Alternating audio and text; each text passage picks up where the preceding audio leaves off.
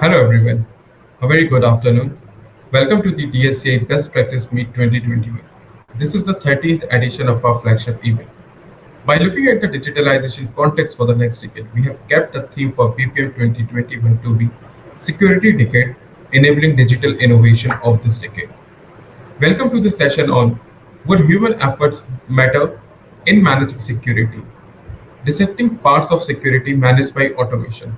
The session would focus more on the automation in the cybersecurity, risk and challenges associated with the automation. We have an electric line of speakers deliberating on the particular session. First, I would like to call upon Mr. Ganesh AR, General Manager, ICICI Bank.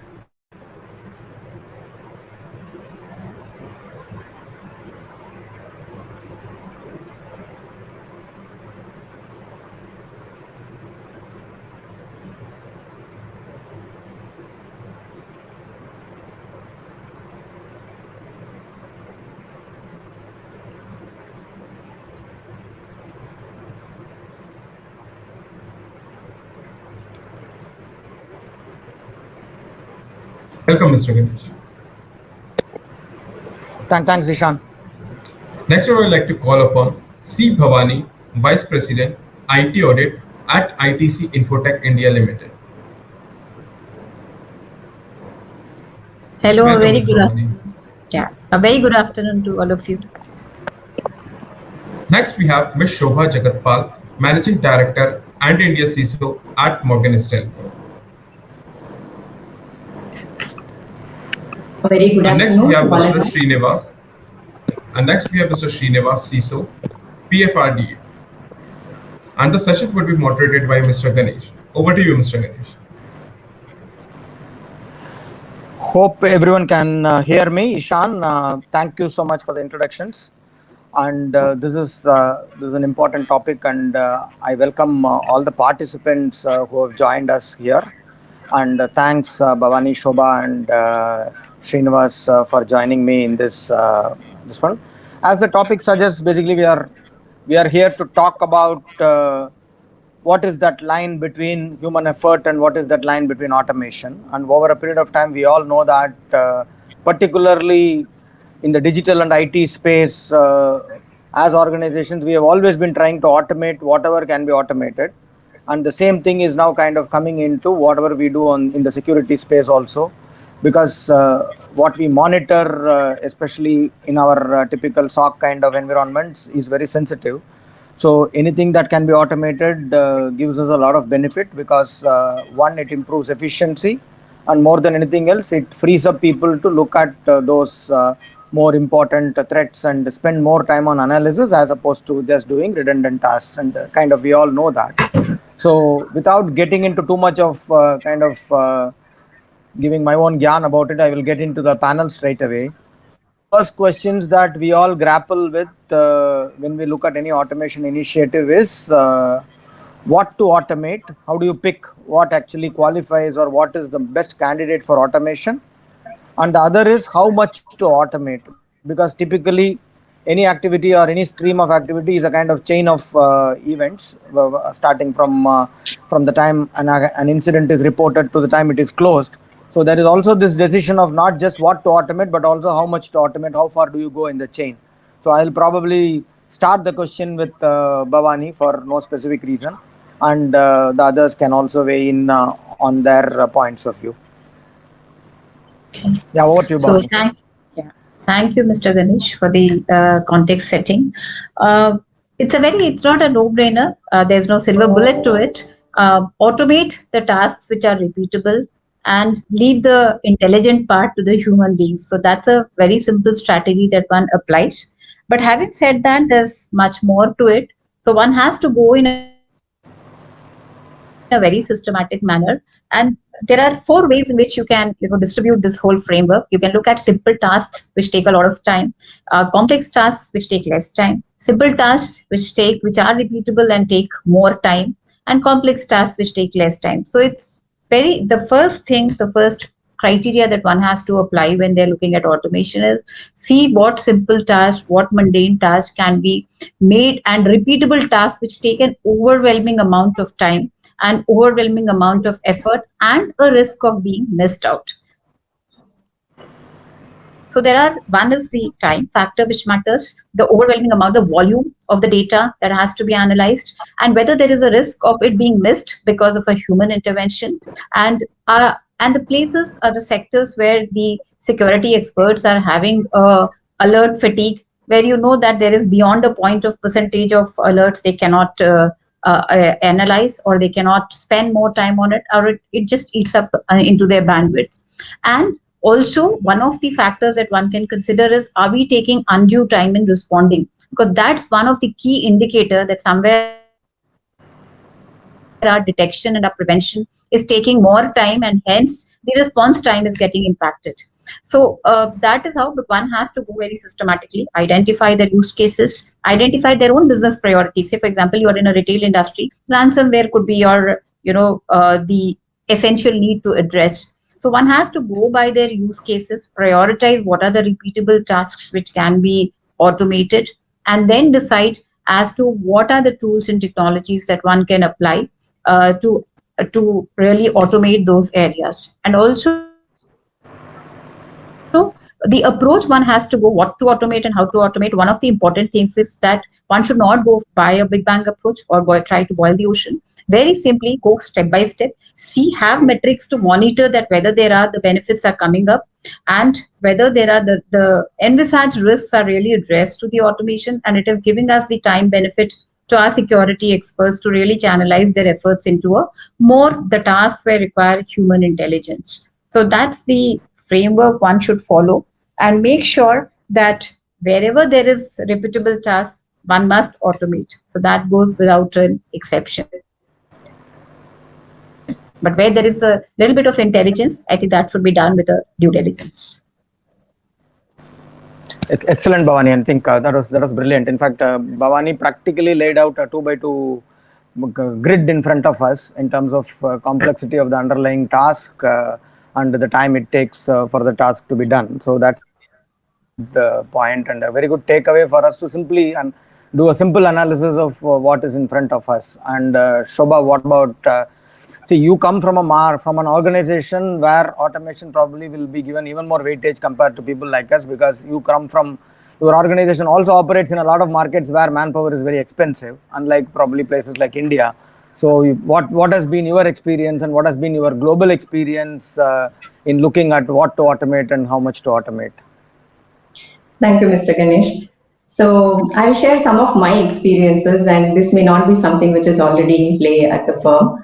From my perspective, when we look at automation, as Mr. Ganesh suggested, it has to give us benefit, right? Either in terms of time, effort, or cost, and ultimately it should give our team members to focus on something that will help us to improve the security at the end of automation. So we can bucket the automation into two categories, as Bhavani explained. I think the robotic automation, which is, I would say, most commonly used in many organizations. So automating routine tasks and helping, for example, taking the alerts, right? How do we monitor alerts and see how we can automate the reduction of it? Can we do the patching automation? Can we also have scheduled scans run, right? So that is something that has to be done so we can automate those things. And identity or access management is one area where we have seen a lot of automation already in place, right? Any organization would have that as a simple automation in place. So these are the things that we have already seen working in many organizations. And over the last period of time, I think more importance is also given in the SDLC life cycle. So in the entire CI/CD pipeline, there are many stage gates where automation plays an important role so that the developers get good experience when they follow the SDLC process. So ultimately, what we have also seen is once a particular piece has been identified and automated, the rest will fall into another bucket. And this would be a little complex task and would definitely require humans to kind of review it. So the dependency would increase for humans in automating the rest of the task. And it's a stage-wise approach, as Bhavani said. So as you continue to automate, there will be another, I would say, area you can focus on and automate that and move on to the next level. So this would be a continuous process. Next thing I would categorize is a bucket where we have needs for cognitive automation, right? So what does this mean? So we see that there's a lot of data that we have. It could be integrating with the platform and helping us to understand the behavior of the network. It could be the behavior of application or behavior of users. How can we take this data and then help us in changing the ways of working, right? So automation again plays an important role here. This may not be very simple to start with. There could be a lot of skill set that is needed in order to look into these things. There are tools available which can be leveraged for the automation purposes there. And the level of automation and the complexity would also grow. So ultimately, it is the trust of automation that is actually helping us to achieve our goals.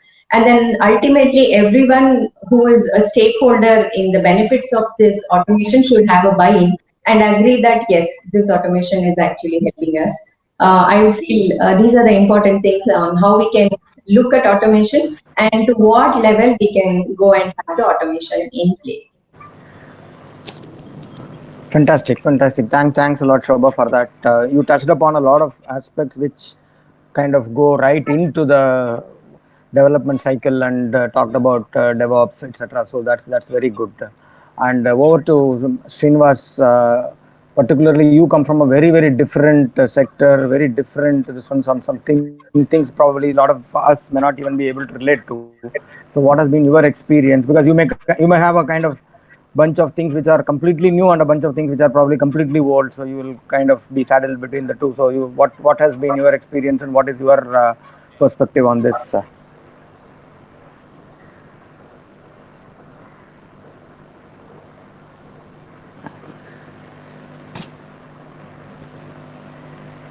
Hey, can you hear me? Srinivas is there?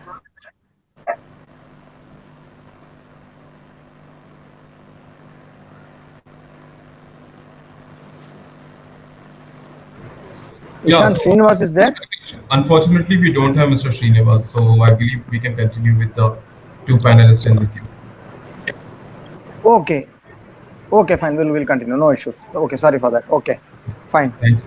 So moving on from there in terms of, okay, now that you have a decent handle of what to automate and maybe how much to go, etc. So the question that next comes up is, meaning we have all gone through this business, right? Trying to automate, trying to do stuff. So typically, what is it that you have seen in terms of challenges and risks that come across in an enterprise, and particularly when it is a complex enterprise touching various parts, when you try to automate stuff, particularly from a security standpoint. Maybe I will start off with Shobha on this. Thank you, Mr. Ganesh.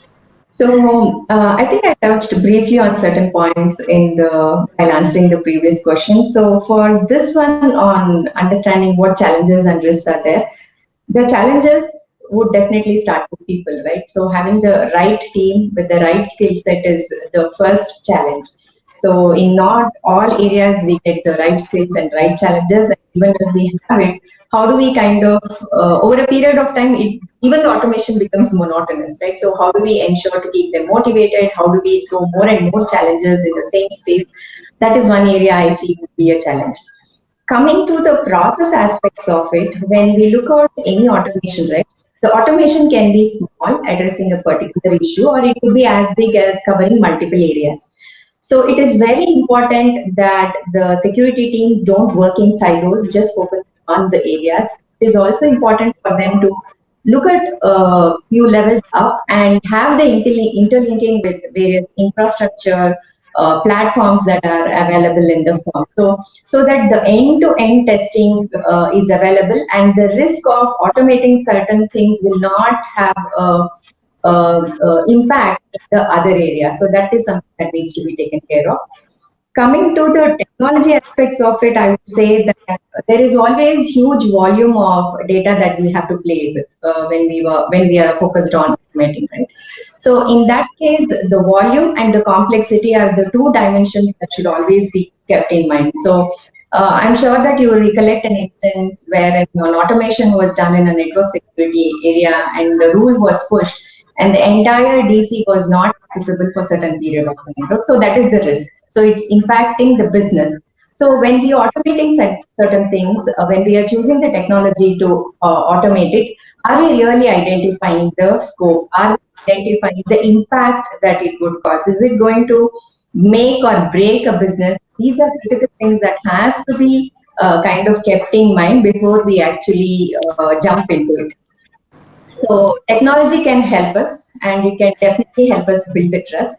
But we will have to ensure that the challenges with respect to the volume, the complexity, the skill set, all of that are giving us enough strength to move forward and focus on solving a business problem. This is what I would feel is important for this and this aspect. Good, good, good. Thanks, Shobha. And Bhavani, what do you think are the typical challenges and risks that we face when we try to pick up stuff for automation?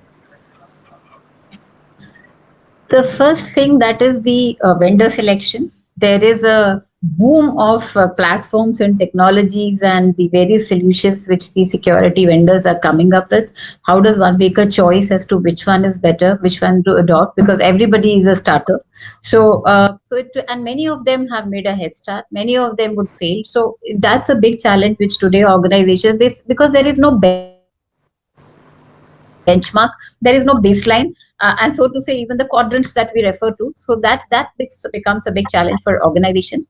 The second important thing is the starting point, where to start, because you have so many areas, right, from endpoint security to perimeter security, whether it is prevention, whether it is detection, and the response. And more importantly, and as you rightly asked, larger organizations also have to be very sensitive about their user base. So there are senior users. So if you try to add one size fits all, then you may end up, just revoking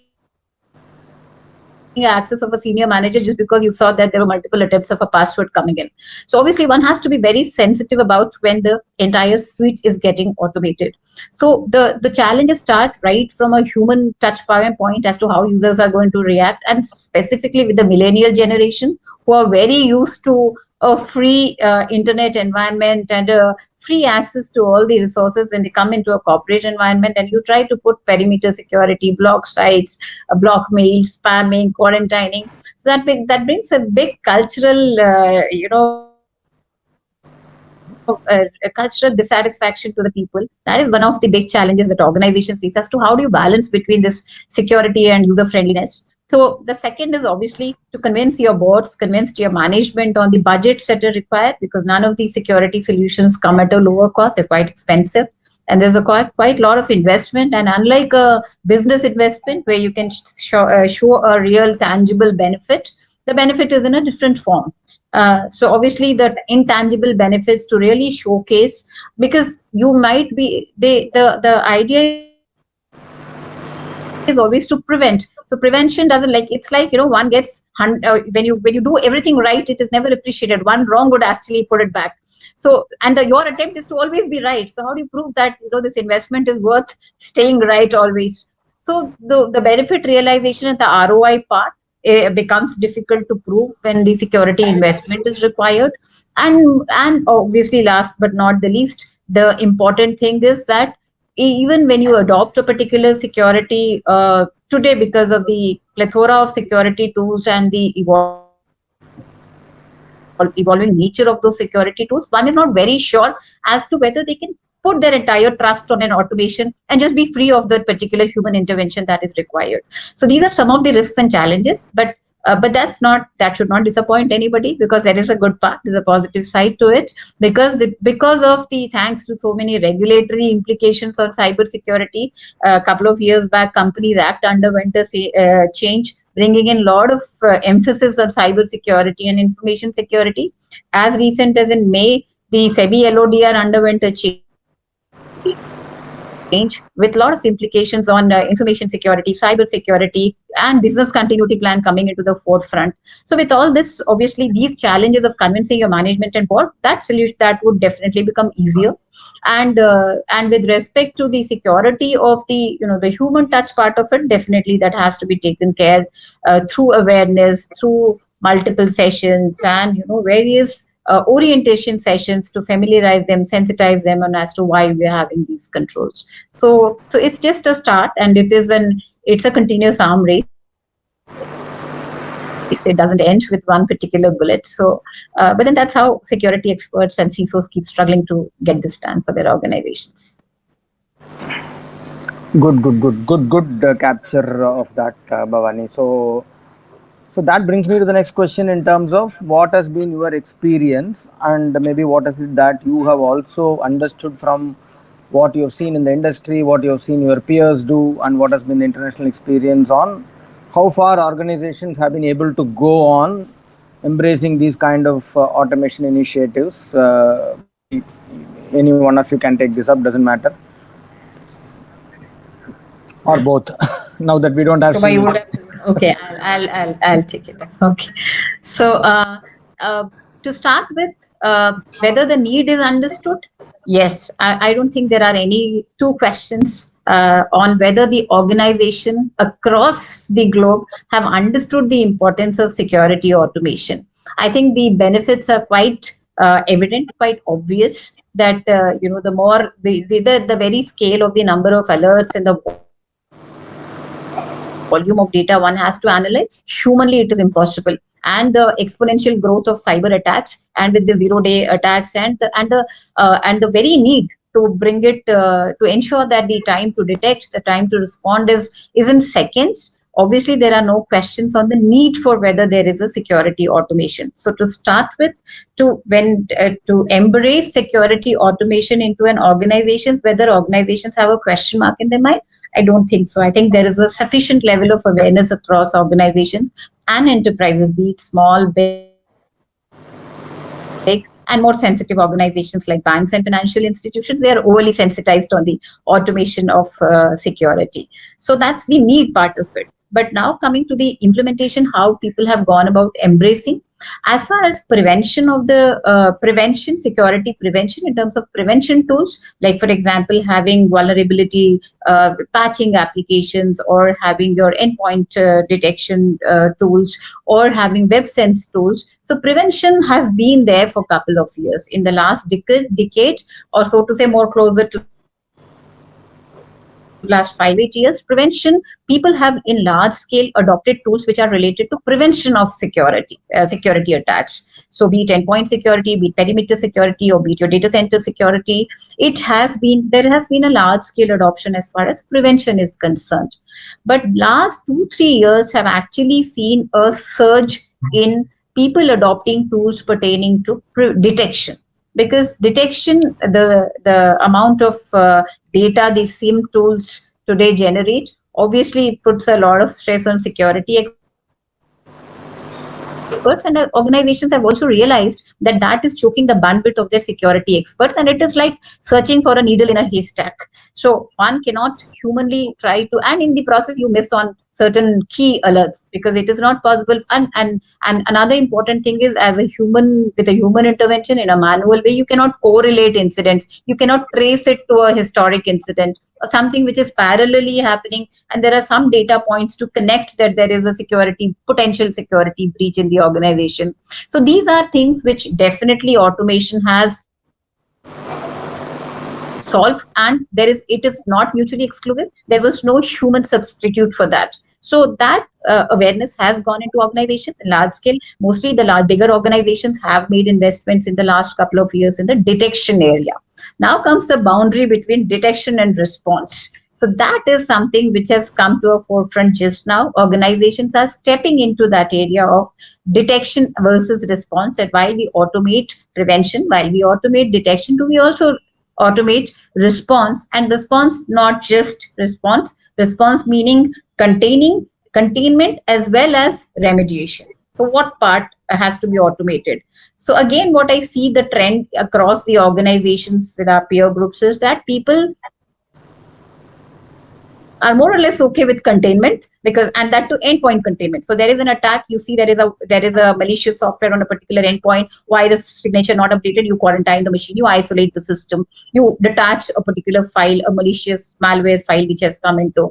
So containment is also almost people are acceptable. The challenge, or where people are uncomfortable, is on remediating, because remediating has got its own ramifications. Look at a server where a business critical application is running, you go and apply a patch on it, security patch, and here goes the entire application. the application if without a proper regression testing, if you go into an auto application of a patch. So that's where my where I see that there has been a very good adoption in the area of prevention. There's been a substantially good adoption in the area of detection, whereas response containment, we are there, we're getting there as an industry. But as far as response, people are still skeptical of leaving it to automation. But having said that, today organizations are also very cautious. So both the product vendors as well as consumers are putting very actively experimenting with the various security tools and trying to get into it, and being selective about even response automation. But I do see that if organizations are being cautious, it is for some reason. So this cautious growth is definitely recommended, and that's how organizations should go for. But maybe after next 2 years, if we meet here, we'll see there'll be a giant leap towards security automation. That I think we can definitely, all of us can vouch for. So that's what I wanted to share. Yeah, I think Bhavani Excellent. I think, extensively, yeah, Bhavani has I'll been just very, very optimistic, very, what you call, very vociferously optimistic. Excellent. I think, no, that's good. I think that's probably where we are heading. And that kind of brings me to the next question, Shobha. I think I will probably jump a question or so because Bhavani touched upon it. I will kind of pick on it directly because you are very much just like probably places like ICICI Bank. You are also in an organization which is a high volume, high velocity transaction environment and a global environment. So when Bhavani was talking about that final bit of response, that finally blocking a server or blocking a port or closing something in a large transaction intensive organization, that is the one step which is always the most what you call tricky, difficult, dangerous to automate. So what has been your experience on this? I know there are no silver bullets, but what has been your experience? What have been the challenges? Okay, so thanks. I think Bhavani extensively covered on various aspects there. So I just want to touch upon taking few examples. So talking about false positives, right? So every organization would have ideas at this point of time. So we can't really see someone who is not deployed ideas in their infrastructure. So when we look at the intrusion detection systems, I think this will help us to detect, and when you detect something, there are events that it get generated, and the volume of events that get generated are huge. So the events are more, and based on those events, the correlation that happens and the alert that comes to is also more. So that means the number of false positives someone has to literally go through and then say that yes, this is acceptable or not acceptable is really, I would say, a challenge. And it is impossible to kind of deploy more and more human minds to kind of look at it and come back, help us out in solving the problem. So that is where I would say that to reduce the false positive, it is very important to have AI and ML based approaches. And in this space, what I've seen is that specifically in intrusion detection systems, I believe a lot of research has gone in, and models are already available, integrated with the tools that are available in the market. So some use as basic clustering models, some use pattern matching models, some also kind of gone and using adaptive learning techniques. Some has kind of implemented the neural networks as well. So there are many things that have been done in order to kind of reduce the number of false positives that would either come at the detection stage or at the alerting stage. So it depends on how this tool has been implemented at an organization level, and what are the benefits that are being kind of gained by the deployment of such tools. So similarly, it becomes very imperative to understand how this happens in each area. So it cannot be taken in a way that once it is worked in one space can apply or work in another space also, right? It depends on what is the space that you're governing, whether it is on the network security aspects or on the application security aspects. Where exactly do you want to focus? Where do you want to nail down the response or the remediation aspects, and then take it accordingly? Another typical way any, I would say, AI ML would offer as assistance with respect to automation is to kind of identify things. come up with certain scores, help us to apply certain thresholds onto it. That means that there would be huge data that is used for this purposes, and then that would have gone under multiple manipulation as well. So that means somewhere in the line, the actual context of what we are dealing with and what we want to ultimately take the decision is lost in this entire flow. So that's why it becomes very important that when we are adopting automation and base it on AI and ML based techniques to reduce the false positive, be as quick in responding. We have to be cognizant of the fact where a human intervention is needed and it would work, and where it is not, and how we can completely rely on trust on the data that these tools actually help us to identify the gaps. So I would leave there. So artificial intelligence, I would say, is not yet at a point where we can say that it is equivalent to just intelligence. That is true, and particularly in a context of, I will throw this question to Bhavani because we all experience this. The context here is that today, when you look at it, there is almost no vendor who says my product does not have some machine learning and artificial intelligence built into it. Meaning, it's almost impossible to find a vendor who doesn't say that. And it has reached a point where probably if you don't have it in your product, you are not supposed to be there as a vendor. So that kind of situation it has reached. So with that kind of a situation, and on the other side we all know on the ground implementation how difficult it is when it comes to these kind of products. What has been your, meaning what is the balance really, meaning if you can throw some light on that, Bhavani, in terms of on the one side somebody claiming that here I have something which is phenomenally intelligent, it can do so many things, and on the other side you have to make sure that it actually truly works in terms of false positives, in terms of actually not upsetting something that is running in the organization. So what has been your experience and what is your perspective on that? So, to share my perspective, yes, you're very right that between the claim and between the delivery, well, there is a lot of gap and there is a lot to be sorted out because it could happen that a particular tool or a technology doesn't fit into your own infrastructure because everybody's IT environment and the way they architect their data centers or their network protocols are all different. So hence, just to go by a claim, while the claim could be a starting point, but just to ensure that we do not falter on the wrong side when we adopt a particular tool. What one should do is that always make sure that we are clear about what assets are we protecting, what vulnerabilities are we going to address, and in order to establish that it is being addressed, how do we try to simulate and do a testing? So, a very important, any security tool should definitely be first gone through a POC and a pilot stage, and if required, also a parallel run to be doubly sure that we are able to really see and experience the benefits that we are looking at, and we do not in the process of over relying on automation miss on actually key security incidents. So definitely, as we talk about a lot of testing and piloting and simulating in case of a normal software business application, the same should be the approach, maybe a more rigorous approach, because here your tolerance to fail is zero actually, and you cannot falter. So that is very, very important to take that particular approach. The second important thing is definitely we should do a lot of, everybody should, and this is where the CISO communities and the peer industry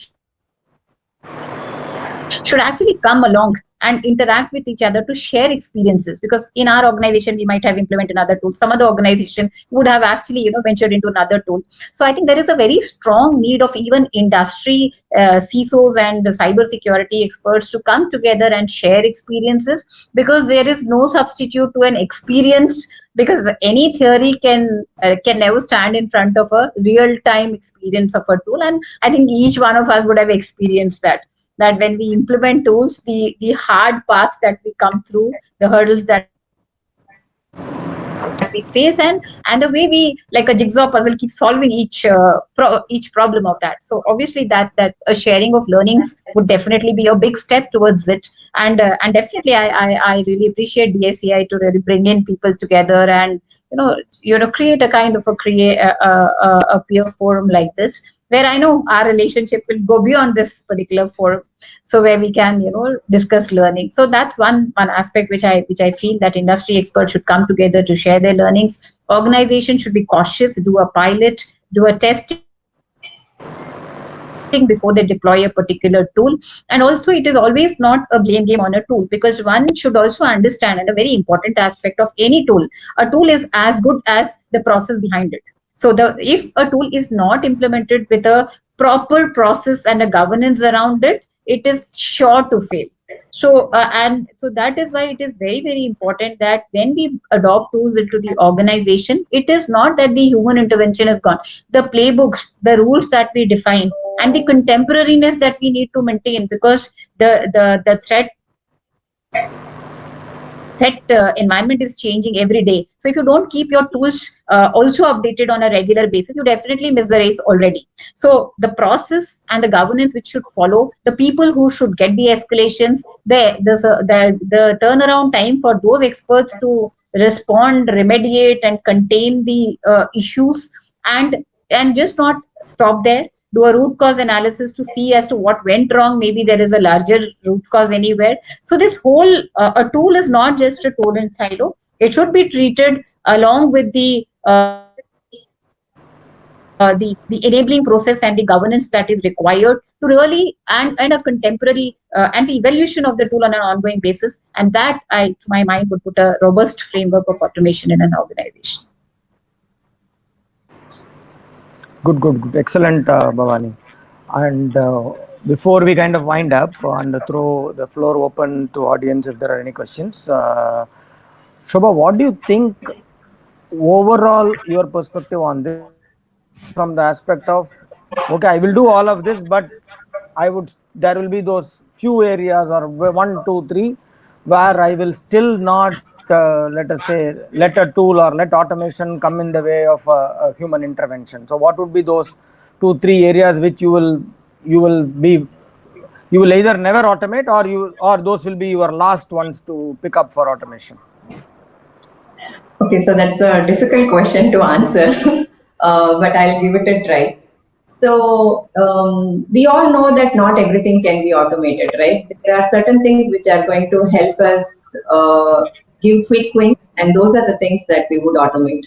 So certain scenarios or use cases which we know for sure cannot be automated either by leveraging the data in-house, leveraging the data that is available through the open intelligence community, not having enough, I would say, clarity or visibility, and which is not helping us to solve a major business problems. I think if we consider these four aspects, we would not touch upon those things to automate. If the business is continuing to run and it is not causing any disruption, so we will be very focused on what is that scope and why we are automating and where is the business value add, and then pick it up for automation and go for it. Where the clarity is not there, where the entire ecosystem is changing over a period of time, and if we lack the capability to absorb the changes and kind of do a feedback, 360 feedback to ensure that it is most current and up to date, that is where we will have to really take a staggered approach, make it an iterative process, and then move forward with it. So definitely we cannot go with a big bang approach in those areas, and certain areas I don't think so we will have the capability to automate it end to end. So some of the tools will have context, right? So for example, if we want to do an end to end testing which will involve various stakeholders, workflows, process, and tools to touch upon, there is a limitation by itself that it cannot be automated. So just on for the sake of automation, we should not go and pick up those complexities and do it automation, focus for getting those things automated. And we know in certain scenarios that if you automate it, it is not going to help us either save on cost, effort, time, nothing. So why do you actually choose it and then kind of automate it? So those are the things I would say. Second thing that is a no go for me to go and do the automation. So I would basically say these two things: be very cautious on what is that we can automate it, see where it is going to add value, see if you have enough data at hand to take the right decision, identify the scope, complexity, the changing variables in the environment, and then move forward with the automation. Good. Excellent. I think you kind of handled a very difficult question very well.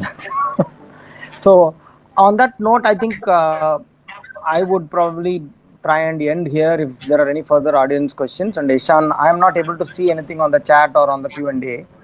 I'm not sure whether I'm looking at the right ones.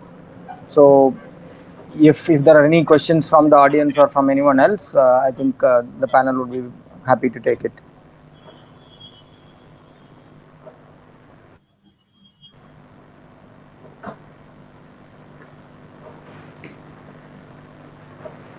I can't hear Ishan. Is he there or he is kind of logged off?